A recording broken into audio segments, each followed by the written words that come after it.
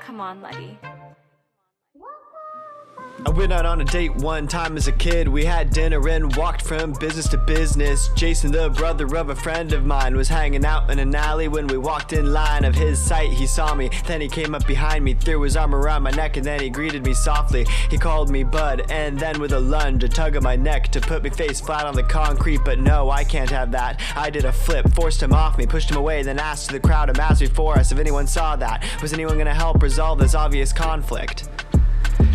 Radio silence. They just stood there. It wasn't until my date started barking at his dogs that I heard another voice that wasn't mine, trying to prevent the fight from escalating further, and they seemed to be quick learners. We walked away while Jason's friends dragged him off to who knows where, but the whole time he was yelling back he was gonna kill me if he hears that I'm speaking to his sister or if he sees me on the streets again. But I worked there and nothing happened, so all's well that ends well, I fear. I went back to my place and told my dad what had happened. He said that I fucked up and that I should have fought him. I disagreed and went to the police to file a report the next day, and after telling my story, this is what they had to say. Well, kid, it just so happens that there were no cameras or third-party witnesses to show us what happened, but you can ask the businesses if one of their cameras caught it, but frankly, I think you should have fought him.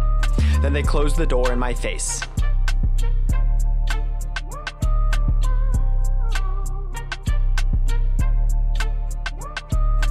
Once I had a junior deputy show me his toy gun. Flaunting his gear, he told me not to mess with him. I told him there was no need for this stop and frisking. I'm delivering to your mom what she was ordering.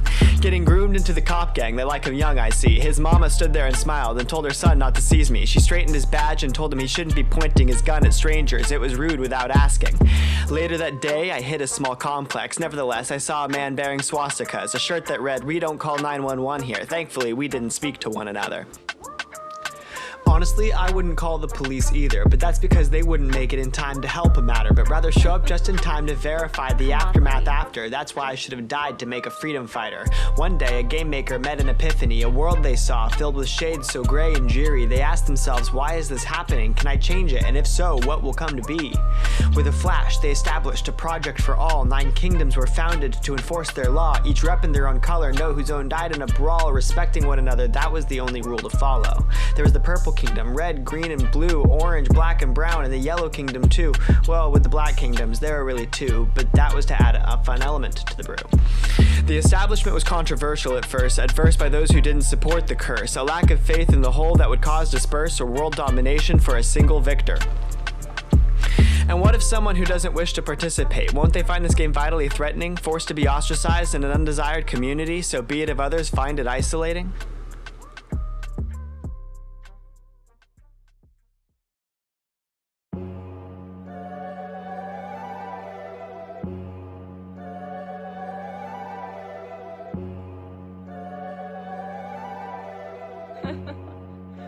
Come on, Letty.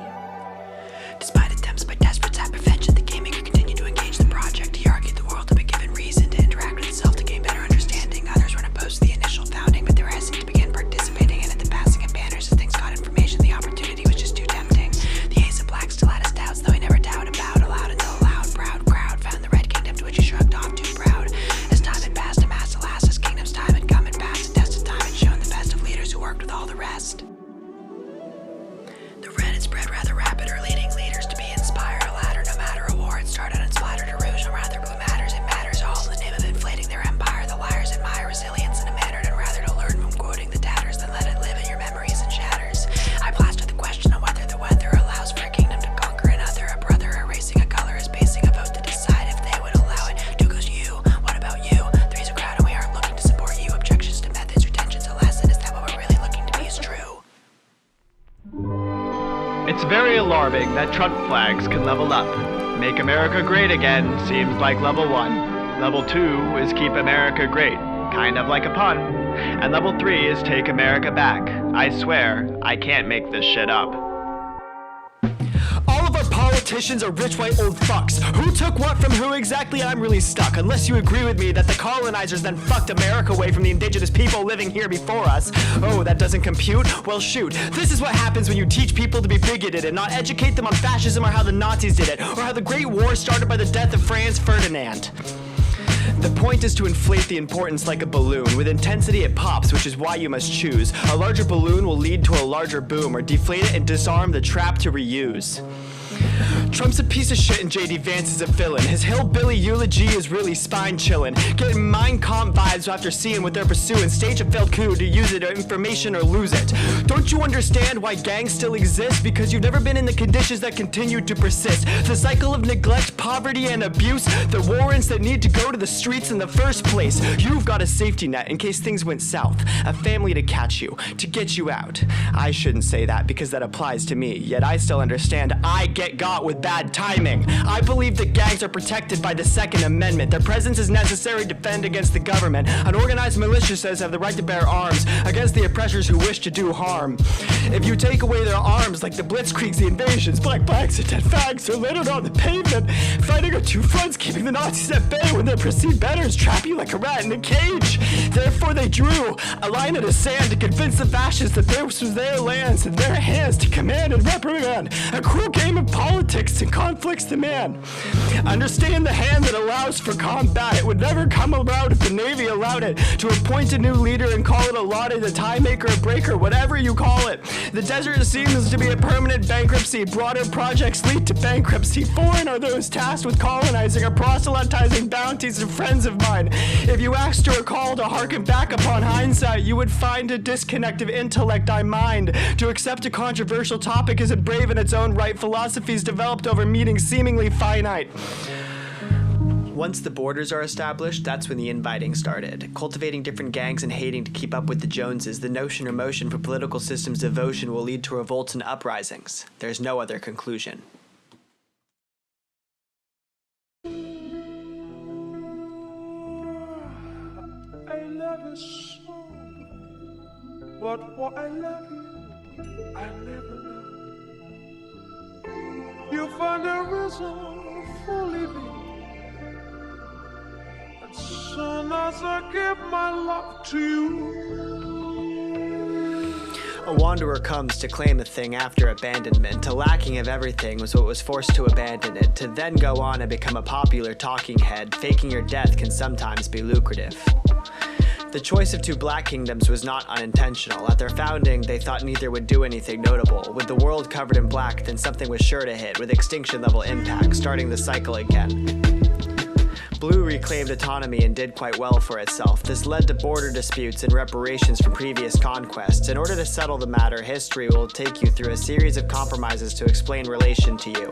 Diplomacy is begging me, however, due to close relation retaliation bringing an ending to you. Agent Orange, foreign culture pouring out of the blue, and art for all the dead to mourn, genocide brought to you. A language lipped by those that she tended to call her own, to be streamlined and direct to use, a world language it has grown. It's for the best that words are less that make it easy talk to you. 1984 is a bore when you haven't got a clue. Over time, you will find the government's overthrew. To lock the world in politics ought to be calling it looking to you. To spark a renaissance into a holy war, to express support for the individual. Cults of personality for the game maker are doing it all for you. Set the dogs on us, barking up the wrong trees. Same as the truffle pigs lying about the scents they're smelling. With protection promised as a tease. Left with arms too bare to bear, barred from ease. Pay the toll, bail out the fees. When only fiends seem to remain, who will bring the keys? First they came for the socialists, and you did not speak out. You weren't a socialist. Then they came for the trade unionists, but you did not speak out because you weren't a unionist. Then they came for the undesirables, and you won't speak out because you don't see yourself as undesirable. Then if you are not them, they will come for you, as there will be no one left to speak for you. Not just in Gaza, but globally, because every dictator and tyrant around the world will say, Israel's actions were justified, and so are mine. Putin, Assad, Kim, they'll all say, Israel killed kids, Israel killed aid workers, Israel killed journalists, so can we. And I will be very clear. I will be very clear with you tonight. If you are here tonight, ladies and gents, if you're here tonight to defend what Israel's done, knowing full well what Israel has done, if you're defending the human suffering in Gaza, the amputation of little kids, if you're doing that in full knowledge, then you're not just here to defend the indefensible or justify the unjustifiable. I'm sorry, you're a sociopath. And I will say to you,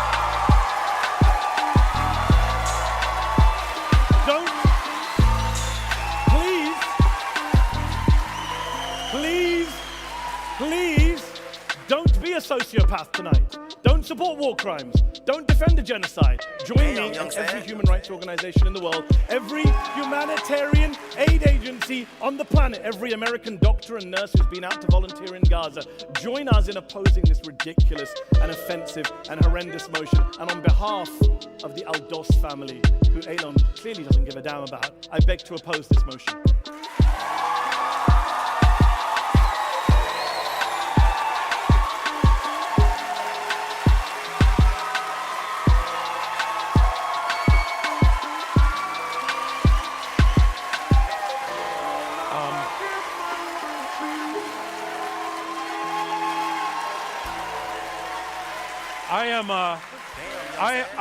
I am curious.